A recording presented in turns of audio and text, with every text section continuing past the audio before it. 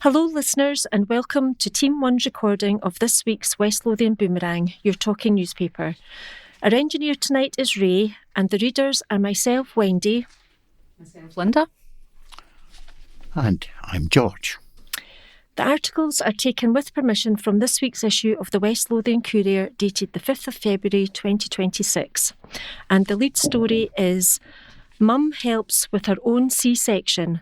Remarkable procedure, first of its kind in Scotland, as baby girl lifted from womb. An article by Ross Thompson.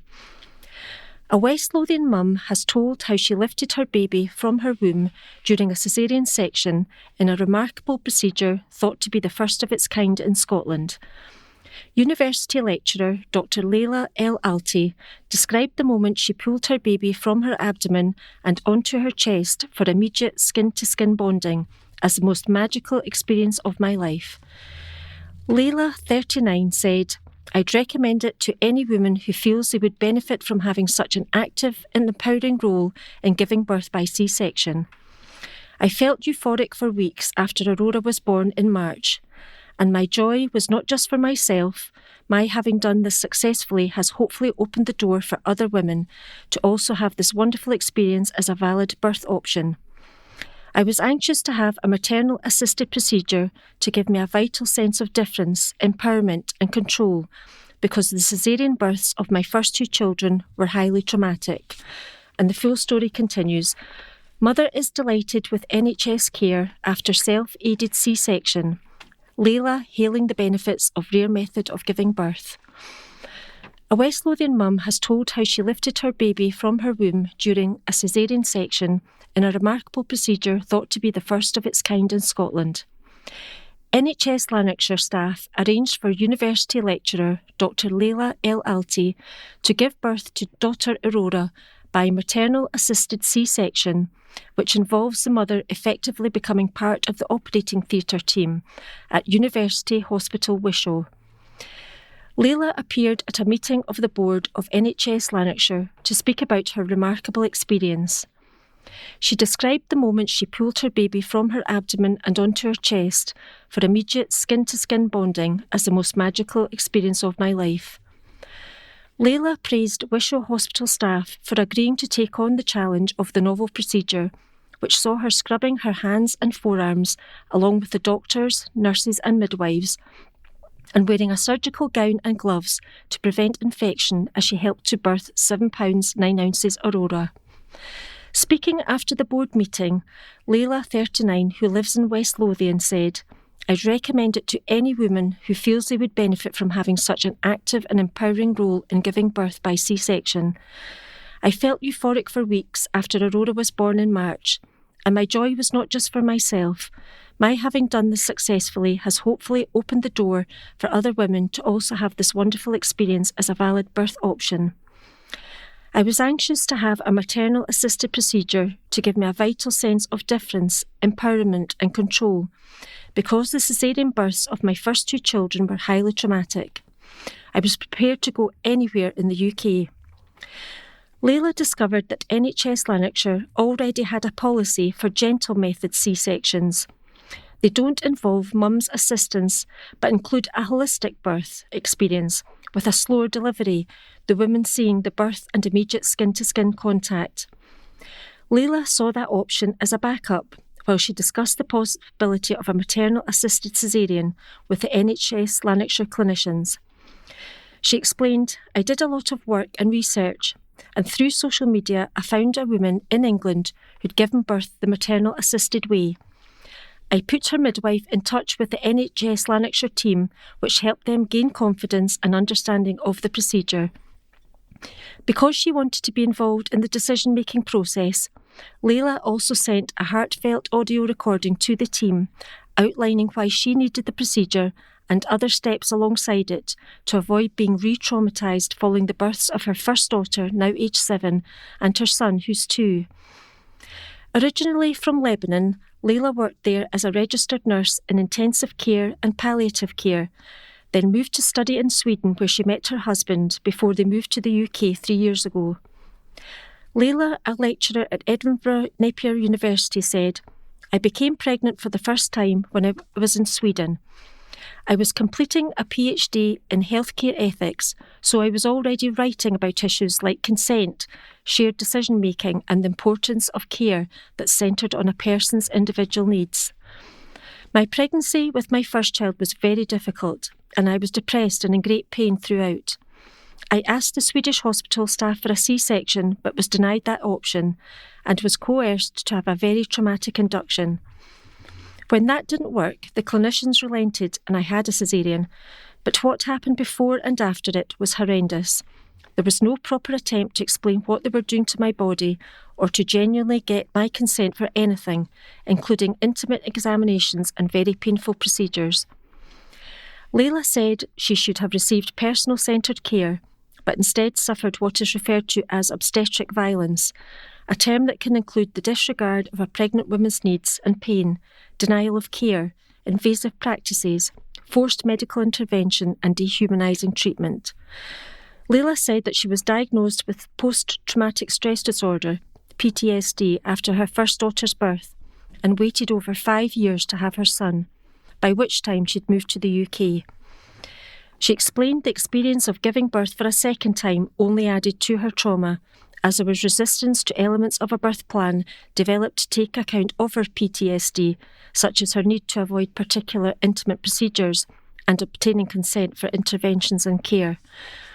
She says that when she went to hospital for her C-section, there was a lack of awareness of the plan's contents and the most crucial aspects of the birth plan were breached or not implemented. I was so traumatised that I couldn't bond with my son for a year, and I was in that state when I unexpectedly became pregnant with Aurora, she recalled. I knew I had to have a maternal-assisted C-section this time, along with safeguards and guarantees on my needs for respectful care, appropriate informed consent, shared decision-making and protecting my dignity during birth. I was delighted when the NHS Lanarkshire team agreed to the maternal-assisted option and my other needs and wishes, and we had multiple discussions and a full simulation session using a doll, a first for the clinicians. When she was being born, the lead obstetrician brought Aurora's head and shoulders out, and I then completed the birth by grasping her under her arms and lifting her onto me.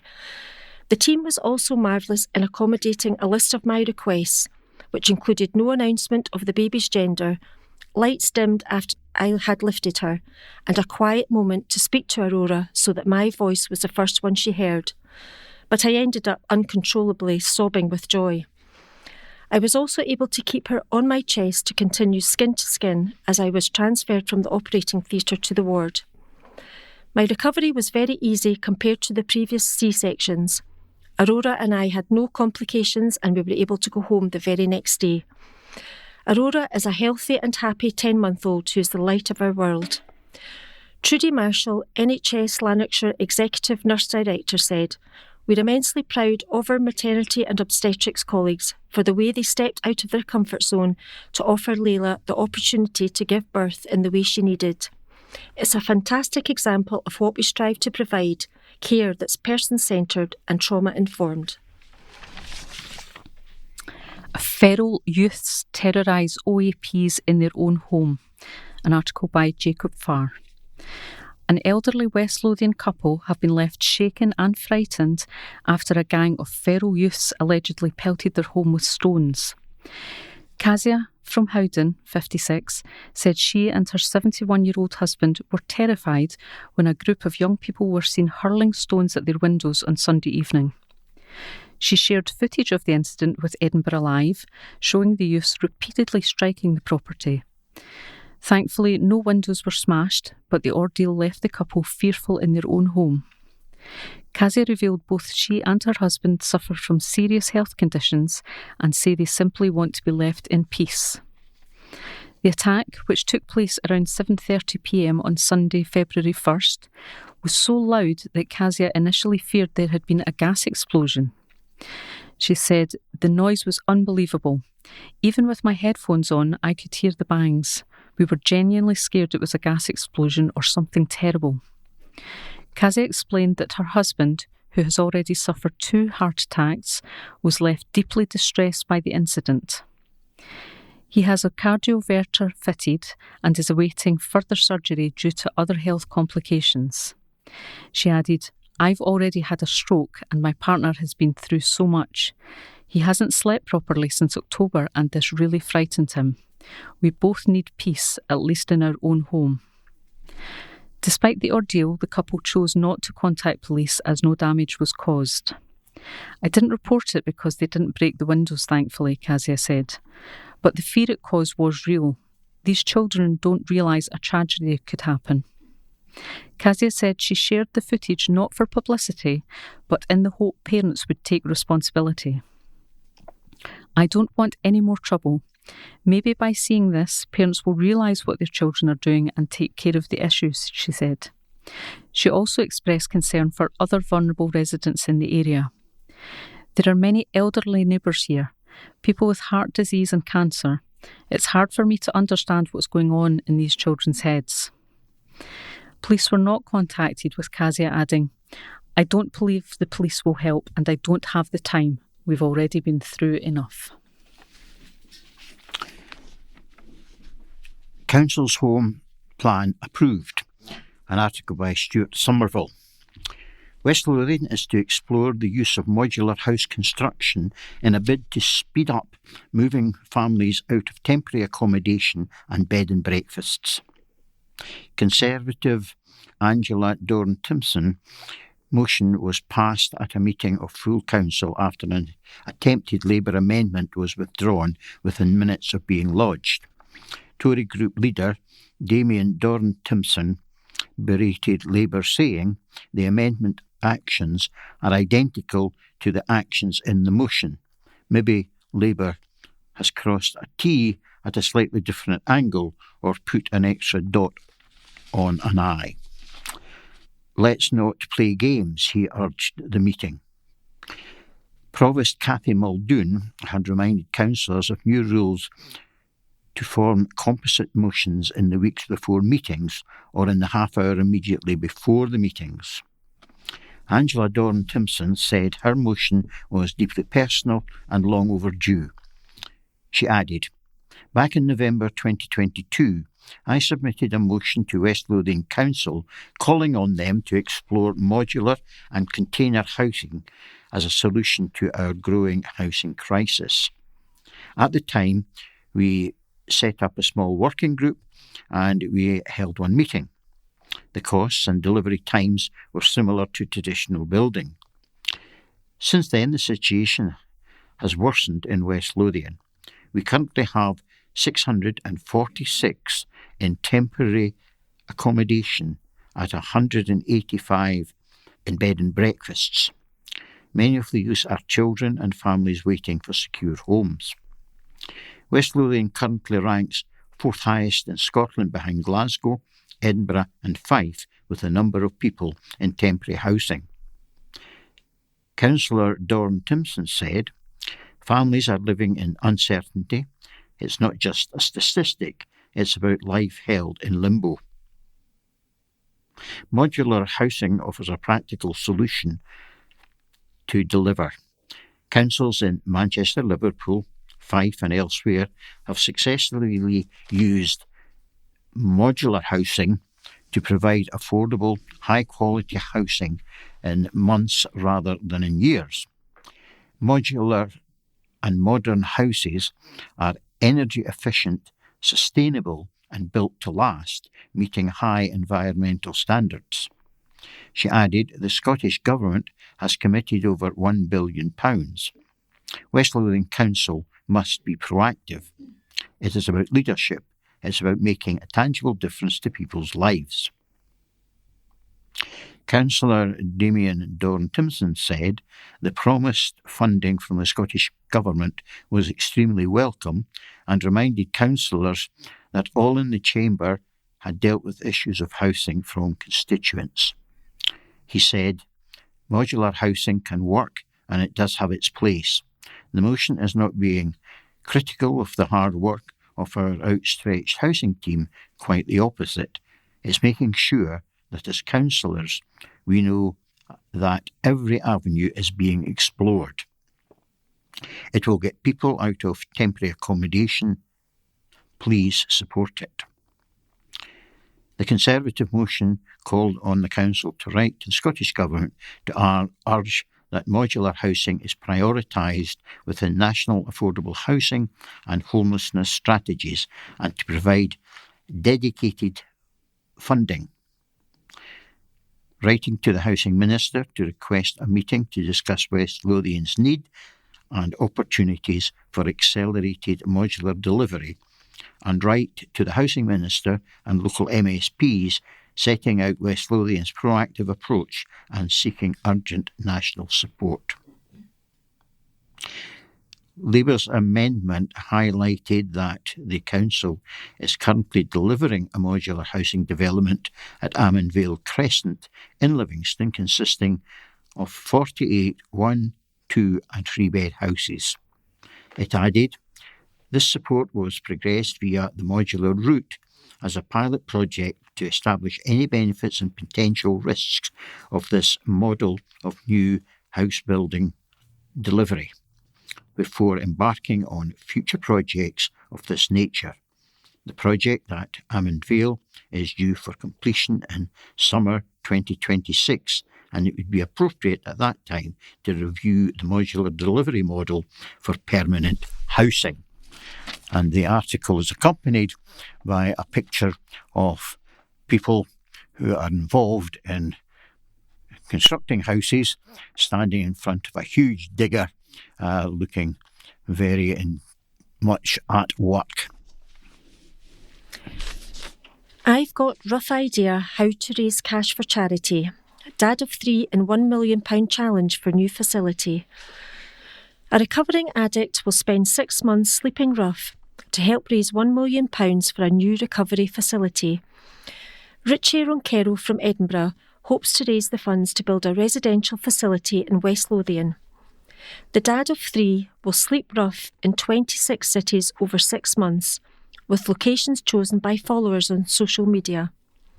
Starting on October the 17th, he will carry only a sleeping bag, a toothbrush and his phone. The 42-year-old has spent hundreds of thousands on cocaine since he was 15, but has been in recovery for 12 years. He started the charity Steps to Hope to distribute hats and gloves to rough sleepers. Shortly before lockdown, he bought a van to deliver food to the homeless when many soup kitchens were forced to close. The new campaign comes after the charity opened Hope House, a 10-bed residential programme in West Lothian in 2024. It was funded through an 8-week rough sleeping challenge which raised £240,000. Richie said, last month alone we carried out 34 assessments, but we can only support 10 people at a time. A young woman came to us asking for a room and we couldn't offer her one because we didn't have the space. A week later, she was dead.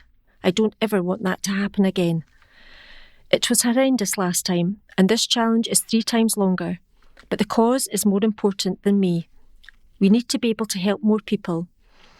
When I experienced homelessness in my addiction, I was on drugs and could numb the pain. When I do it to raise cash, I'm sober and will feel every bit of the cold and isolation. Being freezing cold while thousands walk past you, ignore you, sneer at you, or sometimes threaten you, changes you. But we are turning people away because we don't have enough beds. Wolves going for glory in Basketball Cup Final, an article by Ross Thompson. Wolves under-18s will face familiar opponents Falkirk Fury at Basketball Scotland's SBC Cup Finals weekend at PlaySport, home of Scotland's only basketball team in the Super League. The under-18s will play this Sunday, February the 8th at 12:15pm on the court in East Kilbride. Falkirk Fury and Wolves have faced each other 3 times in the league already, with Fury winning 2 out of the 3 fixtures. The most recent fixture took place just weeks ago and was an extremely close encounter, with Fury taking the win 100-93 over the Wolves on Wolves turf. The league standings currently show that the Wolves are on top of the table, where they have remained all season, and Fury sit in 3rd place. This final could really go one way or another, but Wolves won't back down without a fight. Head coach Aidan Gallagher has dedicated a huge chunk of time and put on extra sessions to make sure that the boys are prepared as best as they can possibly be for the occasion. Gallagher said, "The guys are really tuned into our video analysis sessions, our on-court training sessions, extra shoot-arounds. They're absolutely looking forward to it." Team captain Yannick Kilgour is looking forward to his first cup final in his 10 years of playing the sport alongside his twin brother Todd, who Basketball Scotland have named as the one to watch for this upcoming fixture. Kilgour added, "We're going through training, we've watched back the games, looking back through the details, where it's gone good, where it's gone bad, and how we can improve and then make it hopefully perfect for the final." In previous years, this group of players have been so close to reaching a final, but have been knocked out in the semis. Finally reaching this momentous occasion comes with an array of emotions that will need to be kept in check on the day. Gallagher said his final advice to the squad will be, "The boys just have to enjoy it. It's a rare occasion that you get to play in a cup final. It'll be an experience that they'll talk about 10 years, 20 years down the line when they get back together.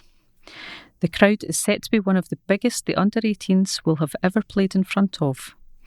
The Wolves Basketball Club has put on buses for fans to travel together to support the players. Over 140 fans have claimed their spot in the bus to cheer on the Wolves, with 200 fans expected from the West Lothian-based club." Gallagher, who has been around the club for several years, knows just how crucial the support from fans will be. He added, "Whenever it's a big moment, they show up big time. Any energy that the fans give to the players, they will transfer onto the court. The Wolves community. I know that every single game they've come out in great numbers for these sorts of games. The win isn't about me. This experience is really for the players. They've already had such a special season. I'm so proud of the efforts that they've put in. This would be an extra special one, the first silverware available of the season. If we win this one, it'll be a beautiful outcome."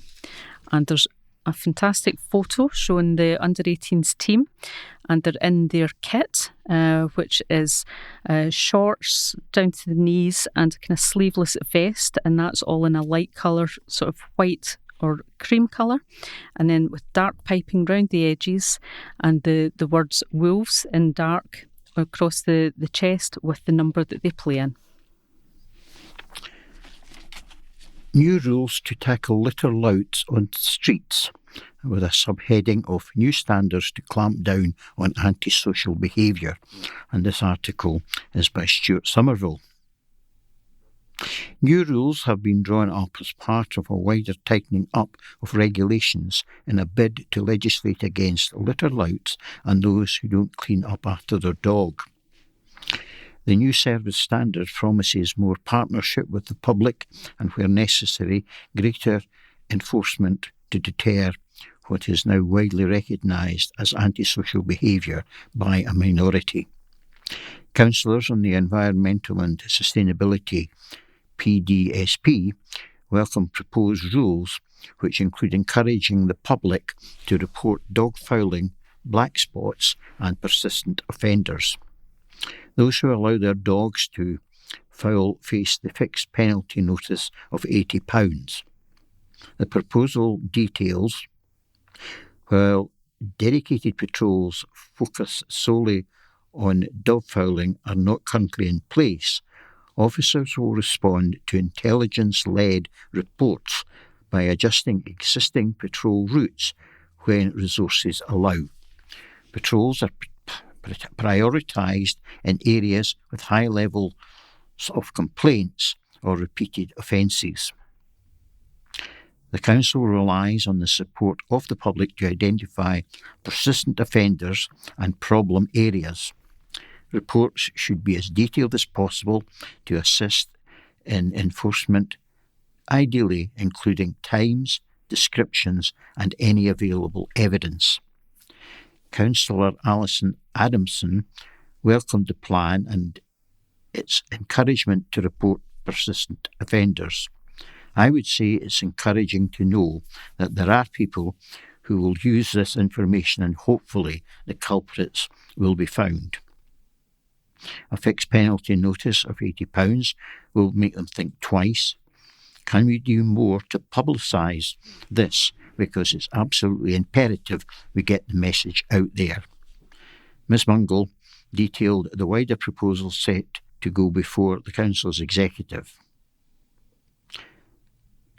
The Litter Prevention Action Plan is a key component of West Lothian Council's commitment to creating a cleaner, greener and more sustainable local environment, and is developed in line with Scotland's National Litter and Fly Tipping Strategy 2023 to 27. The LPAP outlines a number of targeted actions aimed at preventing litter at its source through a combination of education, infrastructure improvements, community engagement and enforcement. The plan will build on actions taken by the Cleaner Communities team over the last 2 years to tackle litter and fly tipping, such as the introduction of the Don't Waste West Lothian fly tipping campaign, the introduction of 3 dedicated Gluten Street cleaning teams, roll out mobile CCTV cameras to deter dumping, the introduction of smart compactor bins, and partnership working with community litter picking groups. Ms Mungle told the meeting that the Council's performance levels currently sit below national figures. In her report, she says West Lothian's statutory performance indicator for 2024-25 was 87.5% against a national average of 91.7%. This has been due to the increase in the amount of roadside litter. It is anticipated that the introduction of our new service standards, appointment of an external roads contractor and a reprioritising of our urban clean team will contribute to improved results for 2026-27. The plan is to provide a robust, practical and compliant approach to improving cleanliness across the county. The report noted that the proposed service standards are designed to streamline operations and promote improved cross-service working. It sets out revised frequencies for litter picking, road sweeping and fly tipping response times across town centres, residential areas and rural roads. It also clarifies response times for key issues such as graffiti, dog fouling, abandoned vehicles, fly posting and litter clutter.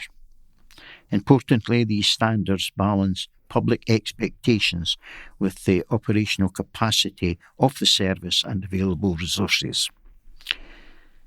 Ms Mungle told the committee, alongside this, the LPAP is a key step in shifting from simply reacting to litter to preventing it at source. The draft plan aligns with Scottish National Litter and Fly Tipping Strategy and builds on successful actions in place, including targeted anti-fly tipping campaigns, dedicated cleaning teams, mobile CCTV, replacement bins, and strong partnership with working and the help of community groups. Looking ahead, the draft LPAP focuses on education, behaviour change, enforcement and community ownership, supported by improved monitoring so the Council can better understand trends and target resources effectively. Following input from PDSP, the proposals will now go to a future meeting of West Lothian Council Executive for approval.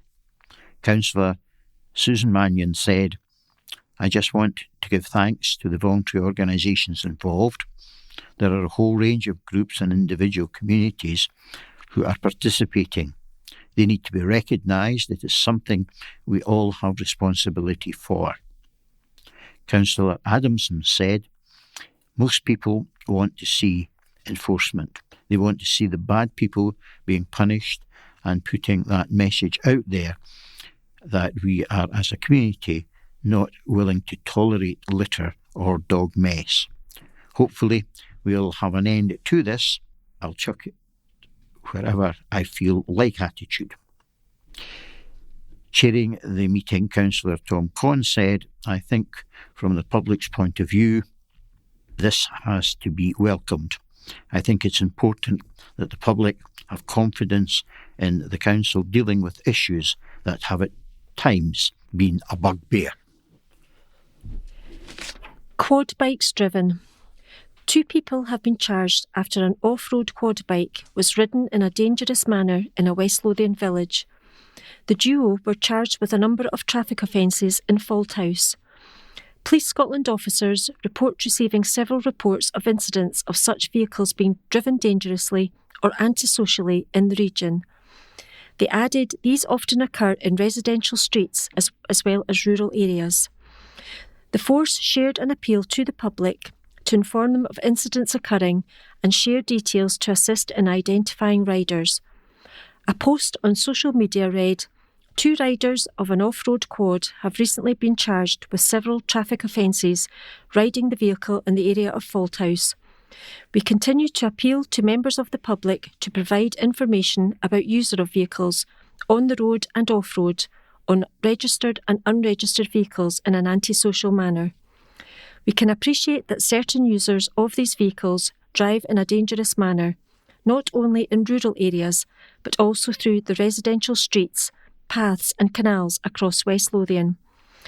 Contact Police Scotland on 101 or complete a Contact Us form online, or alternatively you can contact Crime Stoppers on 0800 555 111. Opticians offer range of job skills, an article by Ross Thompson. An Opticians in Linlithgow is showing that the traditional Saturday job is far from dead by giving young people the chance to learn new skills and kickstart their careers. Figures show that almost 1 in 8 of those aged 16 to 24 are not in education, employment or training, and the decline of the traditional Saturday job has been identified as a reason that young people aren't ready for work. However, the locally owned and run Specsavers Linlithgow store is committed to encouraging more youngsters into the world of work and employs 18-year-old Katie Close, who works weekends alongside their studies. The role offers hands-on experience, helping to develop skills in customer service and retail, while providing an introduction to the wide range of further career and training opportunities available. Katie is a first-year optometry student at Glasgow Caledonian University who supplements her education with practical work experience in the store on a Saturday, assisting the team and welcoming customers visiting the store for their eye tests. Katie is also involved in Specsavers' Bright Star Scholarship scheme, meaning that the Linlithgow store sponsors her university placement, providing her with a bursary grant to support with her university life and covering costs such as transport and accommodation. Weekend roles for young people at Specsavers often involve greeting customers, supporting the team with appointments, and learning about the technology and processes involved in an eye examination. For many young people, it's their first experience of the workplace, helping them to build confidence and learn valuable skills. We're passionate about encouraging the younger generation to consider optics as a potential career, said Specsavers Linlithgow store director Diana Kelly. A Saturday job is a fantastic way to dip your toe in the water and gain real-world work experience in a supportive environment.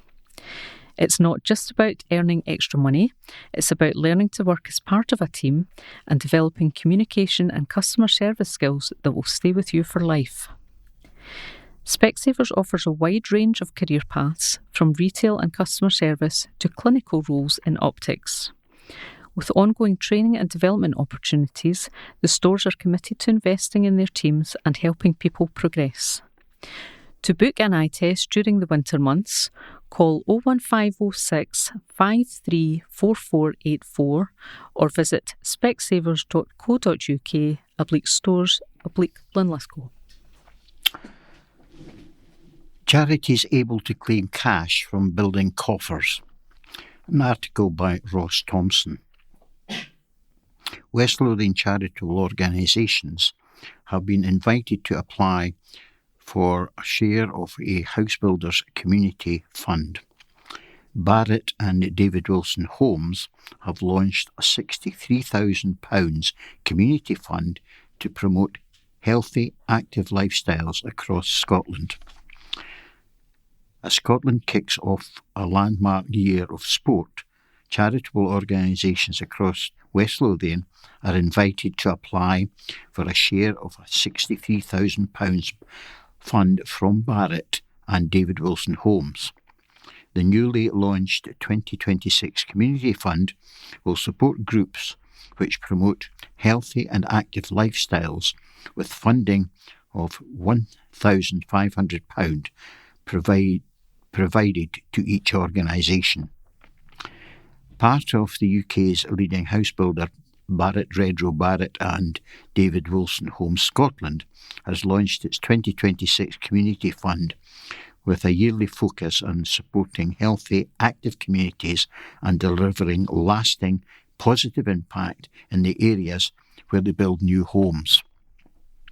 Through targeted financial support, the £63,000 fund will back organisations that aim to strengthen communities by improving well-being and creating opportunities for local residents. By funding these initiatives, the Community Fund seeks to make a tangible difference to the lives of local people. Grants will be available exclusively to registered charities operating in the areas in which Barrett and David Wilson Homes build across north, east and west of Scotland. Supported projects can include sports, physical activity and youth programmes, inclusive fitness initiatives, youth sports and coaching projects, improvements to local playgrounds and recreational facilities, walking or cycling trails, and healthy and well-being activities that encourage people of all ages to lead more active lives. Andrew Morrison, Managing Director at Barrett Homes and David Wilson Homes East Scotland, said, "At Barrett and David Wilson Homes Scotland, we are committed to building more than just homes. We want to create thriving, sustainable communities." With Scotland preparing to host the 2026 Commonwealth Games and the national team heading to the FIFA World Cup, this fund is about supporting organisations that inspire healthier, more active lifestyles and make sport and physical activity accessible to everyone. Our 2026 Community Fund will help support the fantastic work already taking place across the county, enabling local groups to deliver projects that make a real difference to people's lives. The Barrett and David Wilson Homes Scotland 2026 Community Fund is funded by the Barrett Redrow Foundation, the charitable arm of Barrett Redrow. Applications for 2026 funding will close on October the 30th, with successful applicants selected throughout the year. For more information about the Barrett and David Wilson Homes Scotland 2026 Community Fund, including eligibility and how to apply, visit www.barrettredrowfoundation, all one word, .org.uk/FAQS. Golf Club Chiefs appeal for stolen trophies. An article by Jacob Farr. Bosses at Harburn Golf Club have issued a plea after trophies belonging to the club were stolen by thieves in an overnight raid. Located on Harburn Lane, the West Calder site was broken into between February the 1st and February the 2nd. Several trophies were believed to have been taken. Those at the club were despondent as they detailed the historic importance of the stolen wares. Police Scotland have since launched an investigation into the incident. A statement released on the golf club's website read, "We are sad to share that Harburn was broken into last night. A number of our trophies were stolen. These items represent years of our members' achievements and the history of our club. They are irreplaceable to us, but likely to have little value to anyone else. If you hear or see anything about these trophies, please get in touch via private message. Please share this far and wide. We appreciate your support in helping us recover these pieces of our history."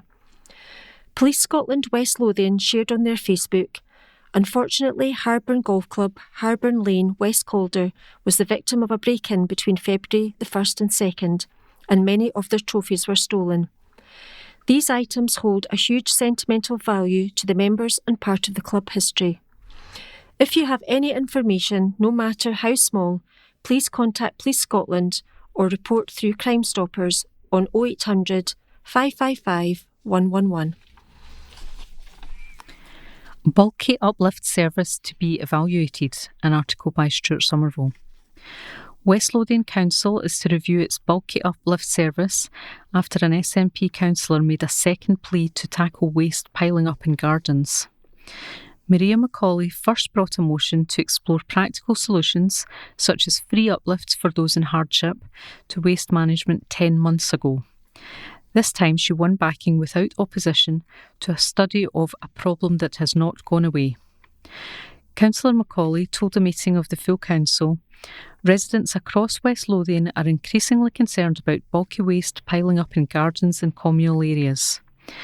Items such as furniture and mattresses are being left for long periods, not through choice but because disposal options are limited and often too costly. The high cost of special uplifts is a major barrier when people cannot afford to dispose of large items. This creates environmental problems, attracts vermin and has a negative impact on our communities, particularly in shared or flatted areas."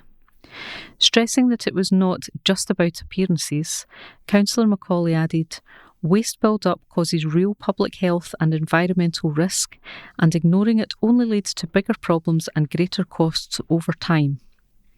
This council believes residents should have access to affordable bulky waste removal, and we must explore more practical solutions to help people manage waste properly. It calls for a review of current bulky waste services so we can understand the scale of the issue and the barriers residents face. It asks to consider subsidies or free uplifts for household in financial hardship, ensuring support is fair and targeted. It also encourages exploring community collections or waste amnesty schemes alongside better promotion of recycling and reuse purposes. Importantly, this motion does not demand immediate change without evidence. It asks for a review." The motion, backed by Linlithgow councillor Pauline Orr, passed without amendment from the ruling minority Labour-led administration. Councillor Orr said that many families faced financial decisions about their finances and putting food on the table was a priority. She told the meeting, "There's already an issue with fly tipping, and this is adding to public health risks. Measures that could make a massive difference, including pedestrian-only days at recycling centres," she said. Currently, residents cannot access the recycling centres unless they have a vehicle for health and public safety reasons. Councillor Macaulay first brought her motion to full council in March last year. Bulky uplifts cost households £38.59 for 5 items. The average cost of uplifts across Scotland is around £41.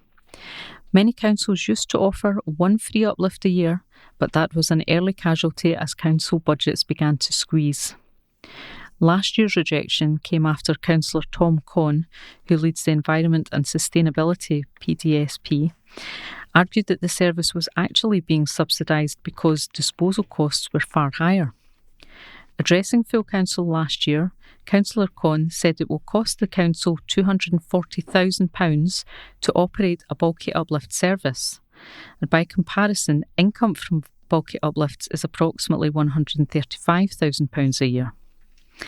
He added, a charge of £38.59 therefore represents a significant subsidy applied to all service users, which covers around only 56% of the cost of providing the service. Labour had planned to increase bulky uplifts to £50, but froze the cost at last year's figure to secure Conservative support for this year's budget. Mother's Day special experience at Doby's. This Mother's Day, treat Mum to a special experience at Doby's Garden Centres, one that she'll cherish long after the day itself. From a fun, hands-on wreath workshop to a delicious afternoon tea, Doby's Livingston store is offering this thoughtful event for every kind of mother figure to enjoy. Designed to allow quality time together, these memorable moments are the perfect way to spend Mother's Day itself or the days leading up to the celebration, with experiences bookable from Friday, March the 13th to Sunday, March the 15th. Whether that's treating Mum, Gran, a sister, or any special lady who's played a meaningful role in your life to an afternoon of fun. The brand new Mother's Day Planted Wreath workshop at the Livingston store give customers the perfect opportunity to spend all afternoon together, with the option to add on a special afternoon tea. This creative hands-on planting experience gives each customer a chance to create their very own living wreath. Doby's Green Team will host a demonstration on how to create a planted hanging wreath, which has a stylish, sturdy metal structure and can be filled with a selection of seasonal plants and greenery. Attendees will then have the chance to create their own arrangement, which can be taken home and hung on the front door or a garden wall to bring colour and texture to the space. The wreath can be updated throughout the year with seasonal plants. Customers can choose to add on a Doby's Mother's Day afternoon tea to the planting experience or book this on its own at the Livingston store. Doby's events programme manager, Alicia Nixon, said, Mother's Day is a special day for many of our customers and we love being part of the celebration. Our two Mother's Day experiences at the Livingston store are the perfect ways to spend quality time together. The Mother's Day Planted Wreath Workshop is a brand new event for this year, with the option to add on an afternoon tea. This is a great way to show the mother figure in your life just how much you care. You can book a space by visiting www.dobys.comment/events.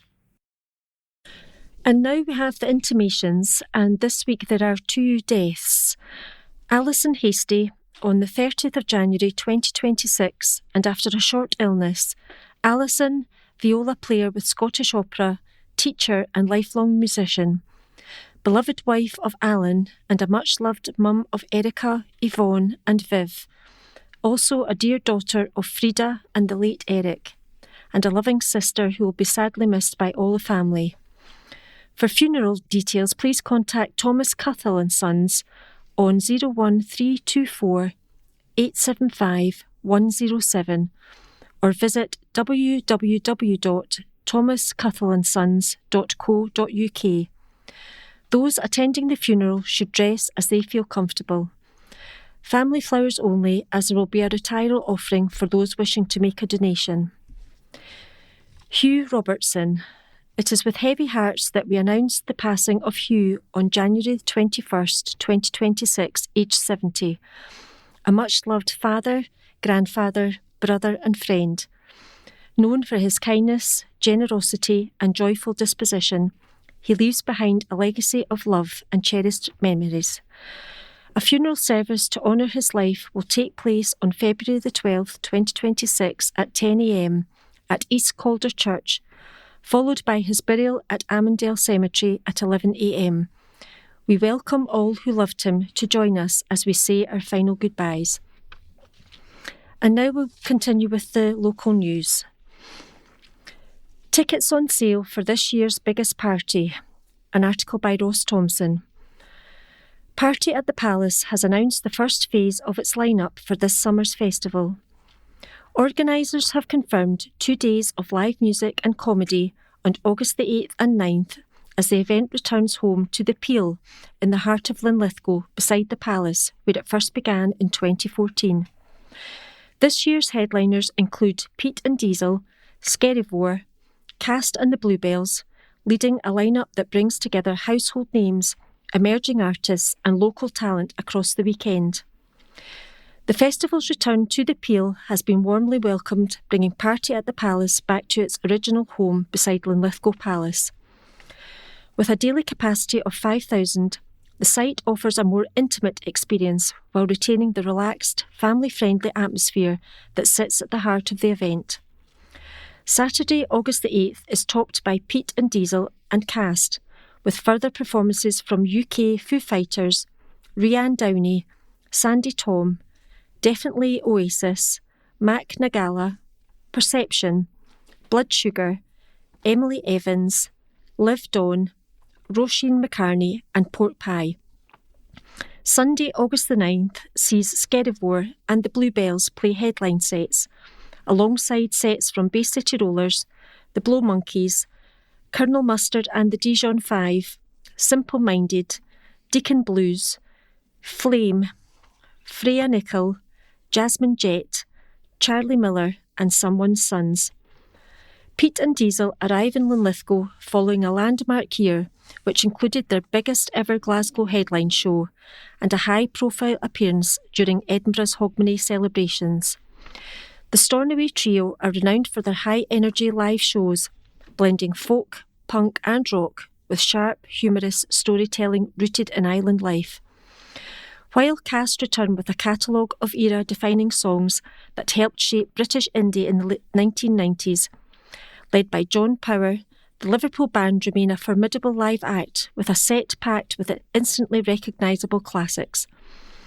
Skerryvore bring their powerful anthemic folk rock sound to Sunday night, continuing a run that has seen them become one of Scotland's most successful live bands, known for expansive melodies and commanding festival performances.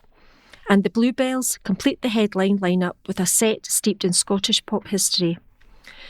Best known for their timeless songwriting and enduring appeal, their appearance adds another generational strand to a weekend designed to bring audiences together. Bay City Rollers add a dose of pure pop history to Sunday's lineup, bringing their unmistakable catalogue of chart-topping anthems back to a Scottish festival stage. With a legacy that stretches from global chart success to generations of fans, their appearance offers a rare chance to experience one of Scotland's most influential pop groups in a live festival setting.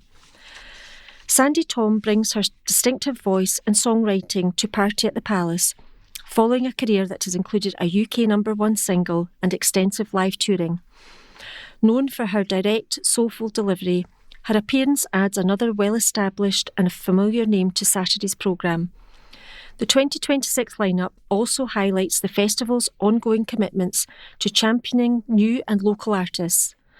Mac Nagala will travel from Sweden to perform, with the band's Linlithgow-born frontman Andrew Jameson returning home especially for the show. Perception features vocalist Zoe Cochran, sister of Jack Cochran of the Snuts, who played one of their earliest festival slots at Party at the Palace in 2017. Blood Sugar includes well-known local figures from the town.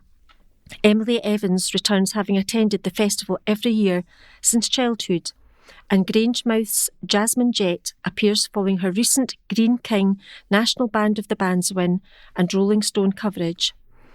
John Richardson, event director, said, "Party at the Palace returning to the Peel feels like a real homecoming. With Linlithgow Palace and the Loch as the backdrop, it's a setting and community that makes the festival special." This year's lineup reflects what the event is all about, bringing families together for great live music, mixing well-loved names with new and local artists. Tickets can be purchased by logging on to partyatthepalace.co.uk/. Devastated family demands Isla's Law after schoolgirl's cancer referral was downgraded due to young age. An article by Kieran Webster. The family of a North Lanarkshire schoolgirl who sadly died after her cancer referral was downgraded due to her young age has pleaded with the Scottish Government to review its health policies for young people. Isla Snedden, 17, passed away in March last year after a 6-month battle with the disease. She first went to her GP in 2022, aged 14, after discovering a lump in her breast.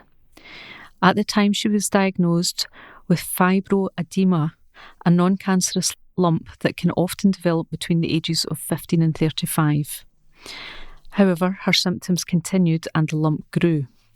In June 2024, she was given an urgent potential cancer referral from her doctor, but Isla's family claim her case was downgraded by the breast clinic to routine due to her young age. Later that year, Isla was taken to A&E after feeling unwell, where a scan revealed her lungs were filled with fluid. She then spent time in Monklands Hospital before being referred to the Golden Jubilee, where she spent 10 weeks. Isla's breast continued to feel sore and she was sent to Glasgow's Royal Infirmary when doctors found a mass on the lining of her heart.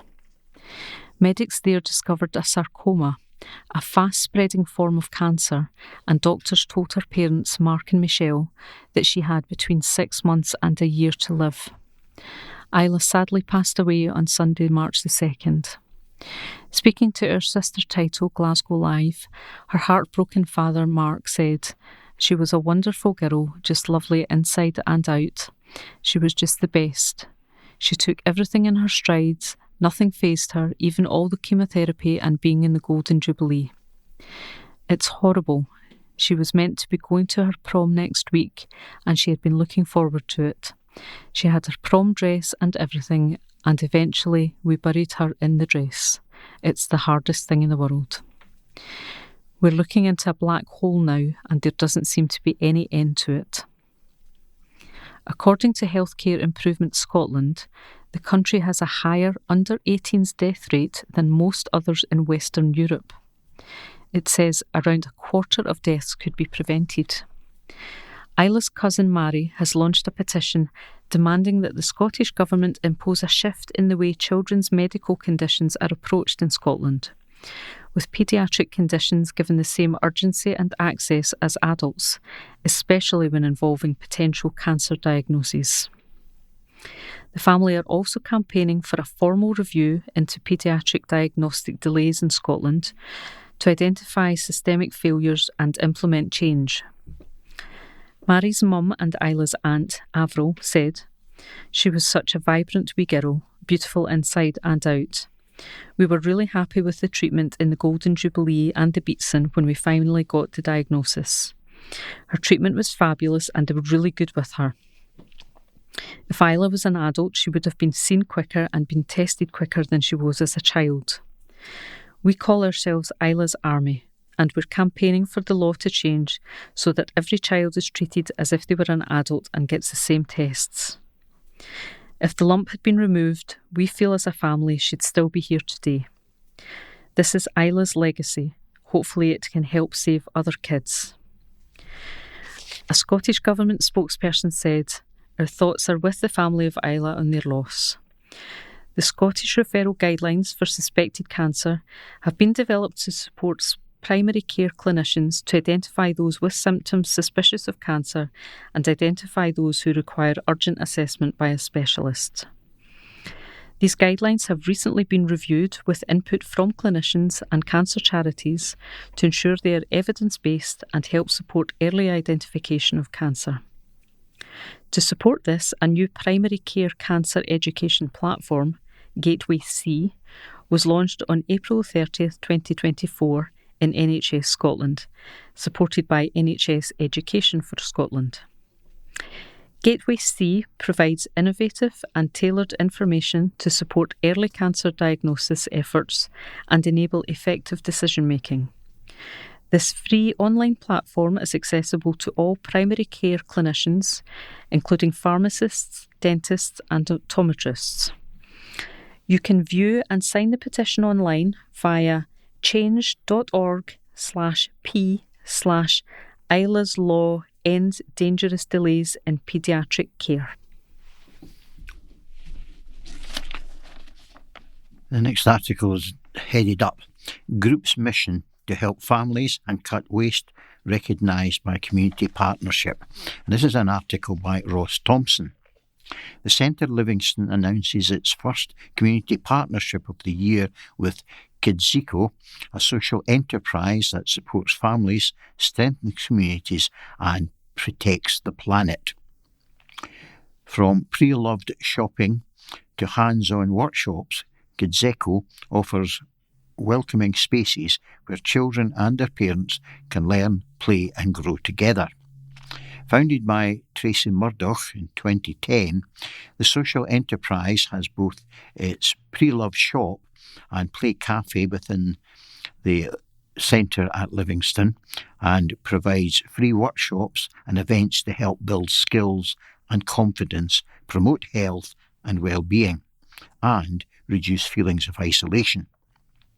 The social enterprise also delivers outreach work in Whitburn through their Bumps 2 Baby Z programme, giving new parents the opportunity to meet other people and build supportive friendships.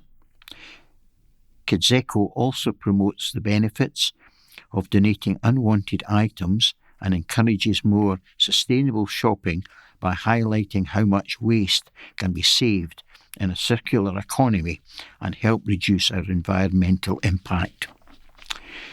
Various new initiatives are being launched this year at Kidzeko, including the Eco Bums reusable nappy project, which would provide families with access to free and low-cost reusable nappy packs to cut nappy waste, ease the household costs and help make sustainable choices accessible for every family in the community.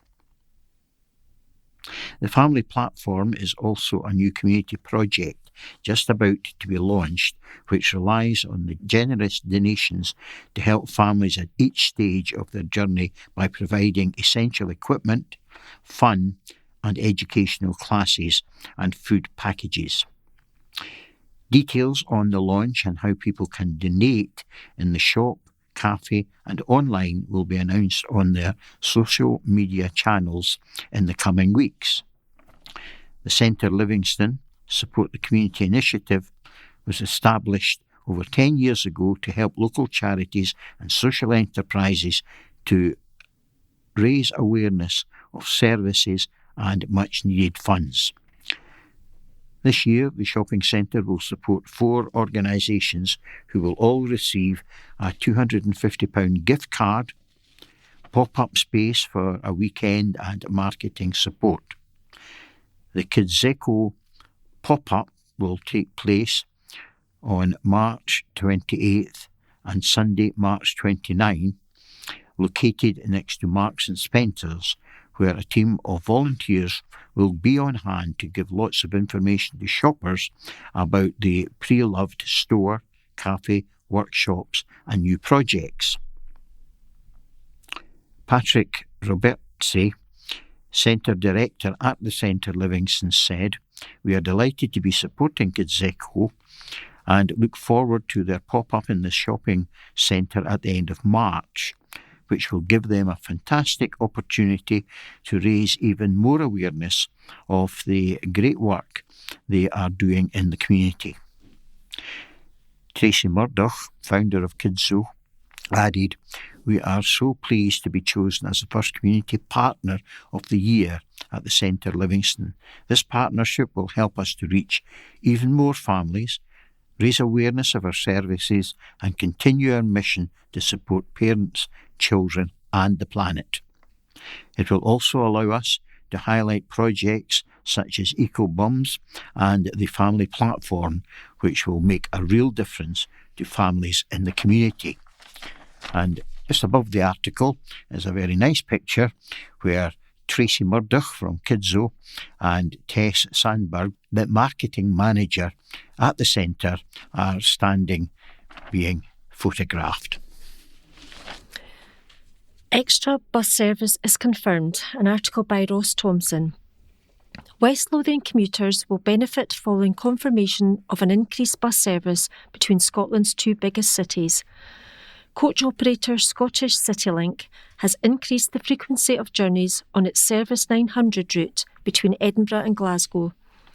The increased frequency will add almost 650 extra seats in each direction to the route every single day.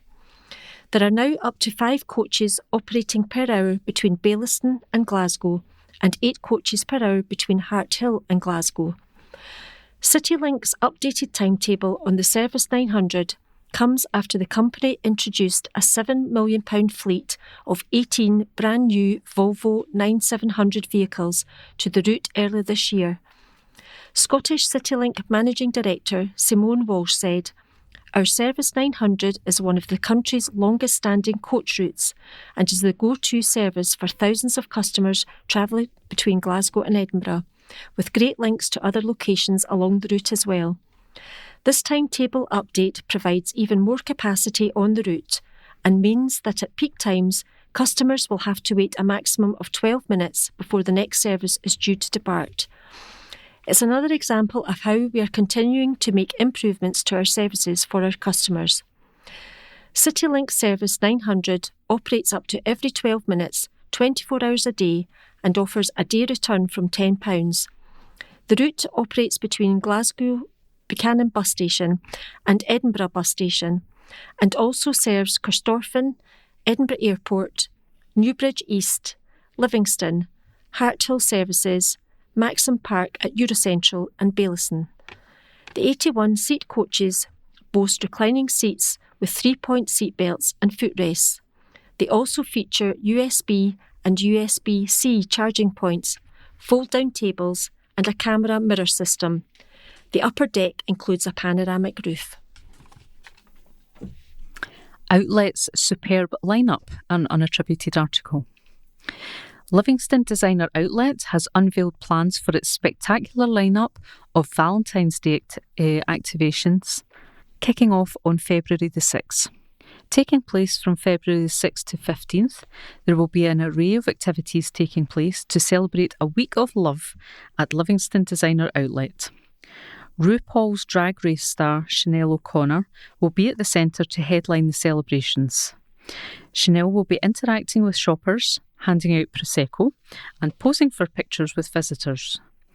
Livingston Designer Outlet will also be celebrating with a giveaway of hundreds of roses.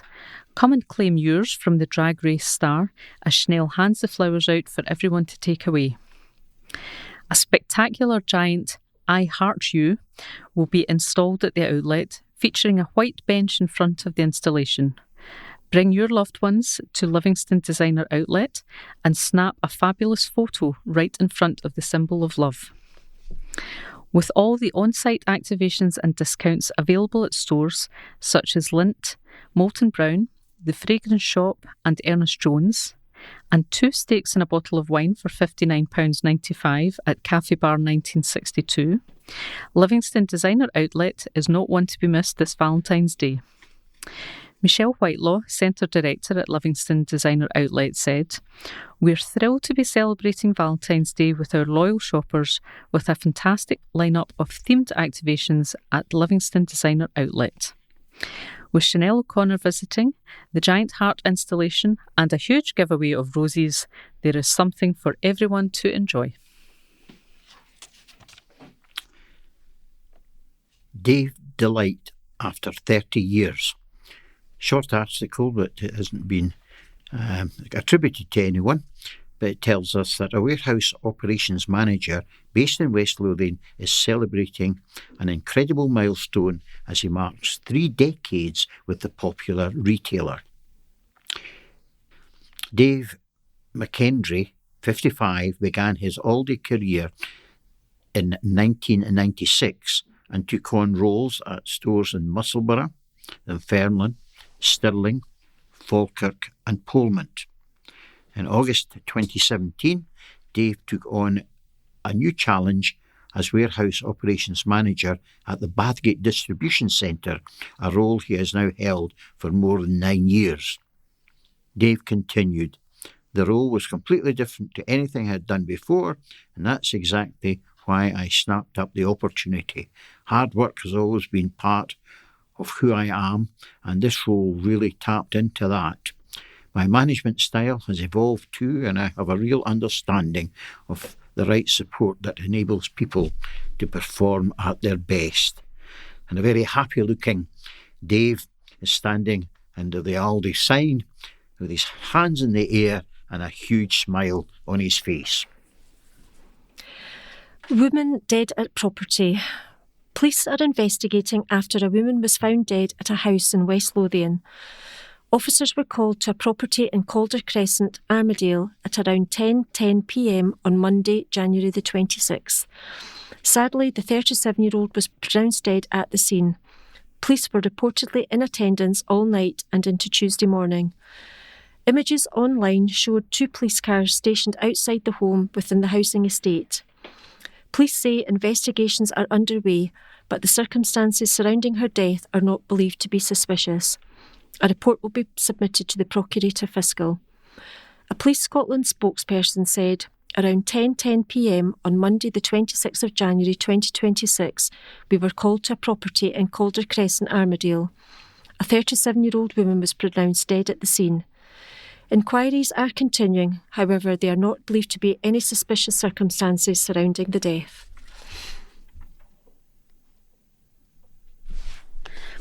Health packs to assist teachers, an unattributed article. ASH Scotland is urging high school teachers and youth workers in West Lothian to use the health charity's updated resource packs to inspire youngsters to make confident, informed decisions to protect their long-term health by not taking up smoking or vaping. The tobacco-free school and youth packs, which each feature 30 engaging activities that can be used in lessons and group sessions, are being published by the organisation as the major public health issues of youth smoking and vaping are causing ongoing concern for teachers, parents and people working with children. The packs provide facts and statistics covering a range of topics and features new exercises on nicotine pouches to support the delivery of personal and social education classes. Sheila Duffy, Chief Executive for ASH Scotland, said, "Our tobacco-free school and youth packs are especially designed to be effective learning aids to facilitate classwork and activities to help equip children to increase their knowledge about the health risks associated with smoking, vaping and using nicotine pouches." An article by Ross Thompson, and it's headed up, "Parents able to claim extra support for kids." Parents and carers in West Lothian have until midnight on February the 28th to apply for over £300 of support for children when they are old enough to start in primary school. School age payments are worth £319.80 for each child to help with the costs of preparing for school. The payment helps carers and families face additional costs at a key stage in a child's development. The money can be spent on anything a child needs for school, including clothes, school trips and stationery. Part of the Best Start grant package, which is unique to Scotland, school age payment is available for children born between the 1st of March 2020 and the 28th of February 2021. Parents and carers can receive the payment for multiple children born during this time, and there is no requirement to take up a place at school. Since the launch of the Best Start Again grant in 2018, Social Security Scotland has delivered over 5,000 school age payment claims in West Lothian.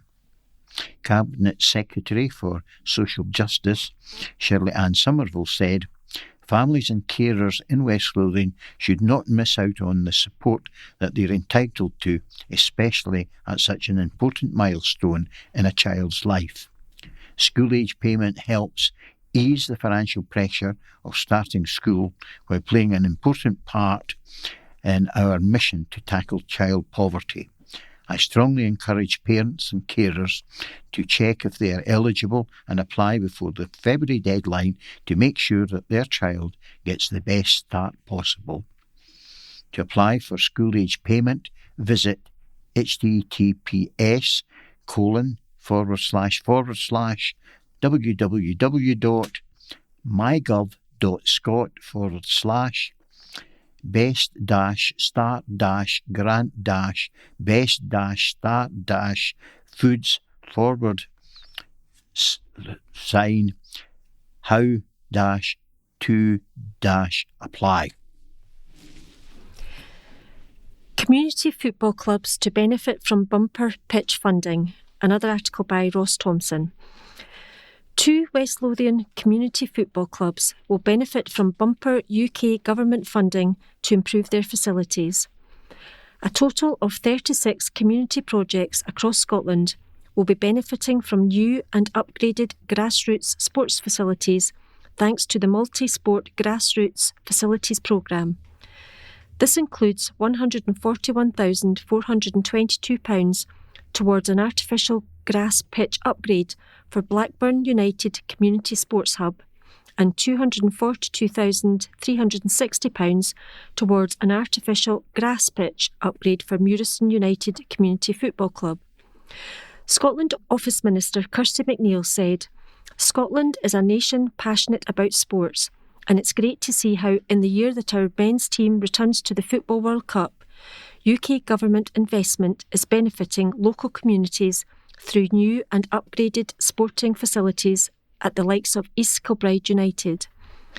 The UK government is continuing to ensure communities the length and breadth of Scotland have access to quality pitches, changing pavilions, lighting, goalposts and other facilities essential for people of all ages and abilities to enjoy.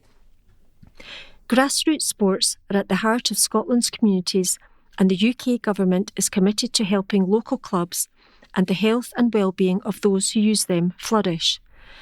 These new or refurbished facilities will give families low-cost options to stay active on their doorstep, helping when many are facing cost-of-living pressures. It will also open up opportunities to underserved groups like women and girls. At least half of all funding will go directly to the 30% most deprived communities in the UK. Culture Secretary Lisa Nandy said, "This is sport delivering for the nation. Every pound we invest in grassroots facilities is a pound that takes pressure off our NHS, supports mental and physical health, and opens doors for new community members to benefit from sport, like women and girls who've been shut out for too long. We're supporting communities that have made do with rundown pitches and crumbling changing rooms for years.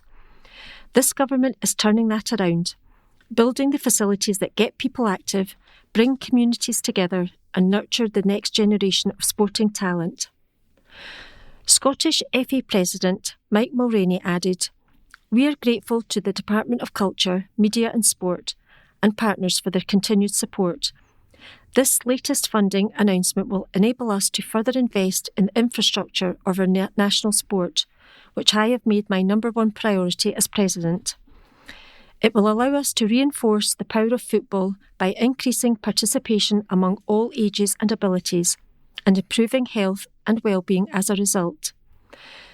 The Association has also committed to diverting profits to our Pitching In campaign, and we look forward to strengthening our partnerships with the UK Government, Scottish Government, business and philanthropic communities." Dogs Trust Pet for the Week. Sweet Staffy is friendly soul and enjoys outdoors. This article is attributed to staff reporter not named. Meet Annabelle, a sweet and affectionate, around 5-year-old Staffordshire Bull Terrier cross who absolutely adores spending time with her people. In true Staffy style, her favourite place is right by your side, especially if that involves a cosy snuggle on the sofa. She's a friendly, happy soul with a wiggly bum and a constantly wagging tail. Her friendly welcomes are legendary. Annabelle enjoys gentle, quiet walks and loves off-lead playtime with her favourite toys in secure fields. Around the house, she'll happily trot around, keeping you company, before curling up in a sunny spot or claiming her place on the couch for a well-earned nap. Pretty Annabelle has white paws, so it looks like she is wearing cosy socks. Once settled in her new home, Annabelle can be left for a few hours and is content relaxing until you return. She's a huge foodie and has an impressive collection of fun tricks that she loves to show off to anyone she meets, especially if treats are involved. Think you could be the one for Annabelle? It won't take long to fall in love with her cute little socks, special talents and beautiful heart. If you're interested in adopting Annabelle, please get in touch with the team at Dogs Trust West Calder or pop along to meet them. To find out more about all the poochies patiently waiting to be adopted at Dogs Trust West Calder, visit dogstrust.org.uk/West Calder. Paul Martin is the author of the next article with a very long introductory headline. We'll skate 500 miles to medal glory if Scott's hit can be inspiration for shot at history. And this matter addresses Team GB at the Winter Olympics. Lewis Gibson hopes dancing to some of Scotland's biggest hits can help turn the clock back to the 1990s and return Great Britain to figure skating Olympic podium. The Prestwick lad is bidding to end a Winter Olympics medal drought on the ice with his skating partner, Londoner Lilia Fear. The recently honoured Dame Jane Torvill and Sir Christopher Dean were the last British pairing to win the Olympic medal in the sport at Lillehammer in 1994. But Gibson and Fear have been hotly tipped to end the wait at Milano Cortina. They won World Championship bronze in Boston in 2025, and the pair will perform a free dance to the backdrop of the Scots Classic in a bid to ensure they gain a place on the podium on the biggest stage of all. Representing Britain at the Olympics, the Scottish melody just seemed like the right fit, Lewis said. We have Flower of Scotland, then I'm Going to Be 500 Miles, the Bonnie Banks of Loch Lomond and Auld Lang Syne. There is a bit of a Leah and Lewis twist with it being revved up, but the melody is so well known all over the world that it will catch the ear of the listeners. We train in an environment where there are people from all over the world training, and every time it plays, they all sing it. 500 miles, everyone knows that song. That's just how universal it is. Shout out, Craig and Charlie. That's by the Reed brothers, who make up the Proclaimers. And like a lot of Scottish lads, Gibson's first sporting experience came on the football field, but it turned out to be a brief dalliance. Football was just for a local team, he said. I can't remember its name. I remember the colour of the kit, which was black and navy. That shows where my priorities were. I was always looking for something else. It was never really my interest. I just did it because it was the normal thing. I loved watching pop stars on TV, and as I got further into the sport, there was also them that created a piece of being able to choreograph my own programs and choose what I was able to wear. I was very artistic in school, and so that was a big strength for me and something I was able to grow in my sport. It's one of my biggest strengths now as well. Putting the music together, why you choose the songs and how you envisage it going, you feel like a creative director rather than an artist. The duo are daring to dream that after making their Olympic debut at Beijing 2022, when they finished 10th and were contacted on social media by rock giants Kiss, whose songs provided the backdrop to the short programme. Now Fear is hoping to take inspiration from one of Britain's biggest pop act of the 90s, and the duo put their music into action on the ice. She revealed, for the rhythm dance, they gave you a theme each year, and this year it was the 90s. That was great for us. We were at the British team, and we were proud to represent Great Britain in an Olympic season. We are huge fans of the Spice Girls, and every single song is a banger, so we can't go wrong. We have so much fun with the creative side of that, showing our personalities in 5 different Spice Girls on the ice.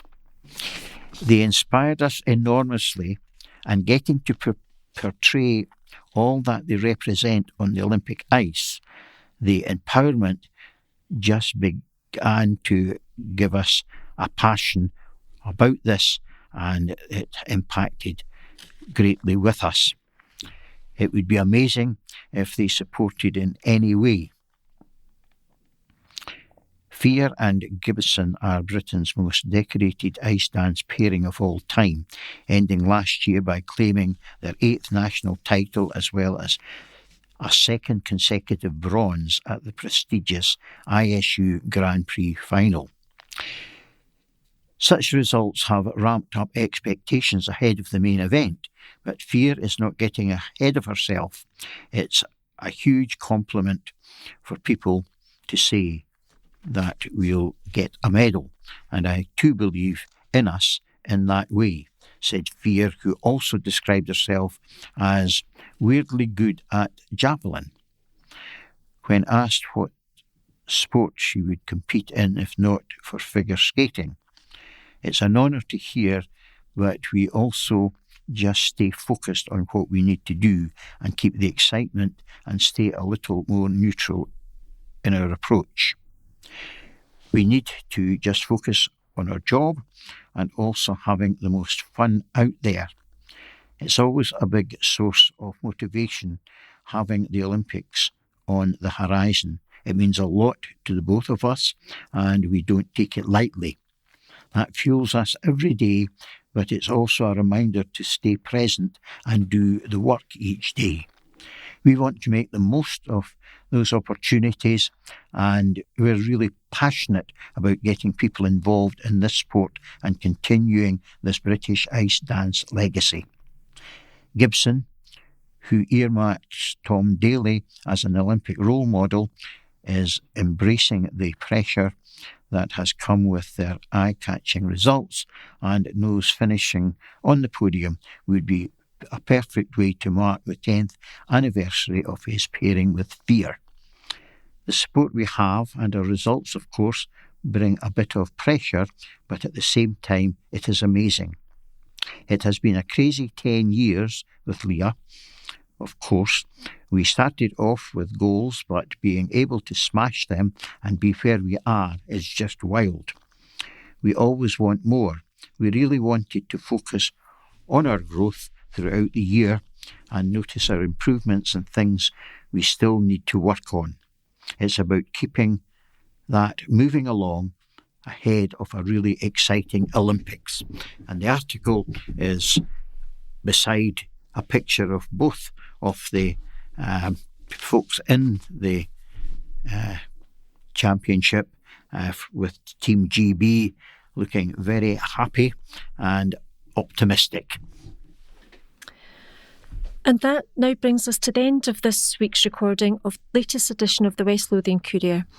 Please can I remind everyone to kindly return your memory sticks to us by popping them into the envelope, and also to remember to change the address label too. So that's all from Team 1 this evening, but again we'll be back in 6 weeks' time. So until then, it's goodbye from our engineer Ray, and from all the readers who are myself, Wendy. Good evening from Linda. And George.